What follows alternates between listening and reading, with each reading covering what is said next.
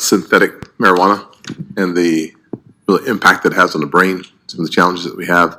I'd love to hear a little bit more about that. With my minute and 47 seconds, I'm going to ask you a compound question. Second part is, can you explain your concerns about the impact of cartel activity in the United States as relates to safe banking, allowing for perhaps more fentanyl to flow through? Yeah, absolutely. So what I'm concerned with is the active ingredient in marijuana, THC. Marijuana has hundreds of ingredients in it. It's a very complex plant. But we know that THC acts on receptors throughout the brain and the rest of our body that regulate a whole host of activity, coordination, reward, and memory. That's why marijuana can be addictive. In fact, 1 in 3 Americans who use in the last year, according to all the studies, fall under what we call a cannabis use disorder or addiction. And so when that THC enters that brain, especially as that brain is developing, 25, 30 years old, 21 is a political number. It's not a scientific number when we have age limits of 21. It's really 25 or even 30. And so it has the ability to really affect that person as that brain is growing, as that brain is developing. So now we've learned how to genetically breed marijuana to increase that THC to levels we couldn't have imagined 10 or 15 years ago. The fact that so much of the industry is selling these high potency concentrates that can be up to, they claim, 99.9% THC shatter, or these waxes.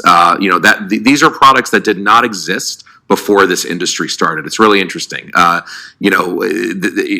that what we had before was great either, obviously, with transnational organizations running the whole thing, but this legal industry has innovated in such a way that they've created kid-friendly products. The gummy bears, the candies, the concentrates, it never existed before legalization. The second part of your question about the underground market, I really do worry about the ability of cartels and transnational criminal groups to take advantage. They're already taking advantage of the system.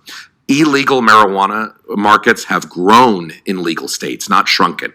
People might say, well, why is that? We've legalized something. Why would we have that? We have that because the demand goes way up. It's normalized, commercialized. It's pushed on social media. That's why I wish Congress would actually recommence an anti-drug media campaign in social media for kids to understand the true facts, not reefer madness and scare tactics, but the true facts about marijuana. Because this industry advertises, and so as the demand goes up, the government cannot fill that demand. The government has regulations, taxes, etc. The illegal market, very happy to come in much cheaper, not follow those regulations. In fact, a lot of, as cartels, they're making money from a diverse set of industries. It's not just one drug or one thing. Human trafficking, etc. It's all mixed together. So I would be concerned about the cartel. Thank you. Thank you. Thanks, Sir Scott. Dr. Sabet.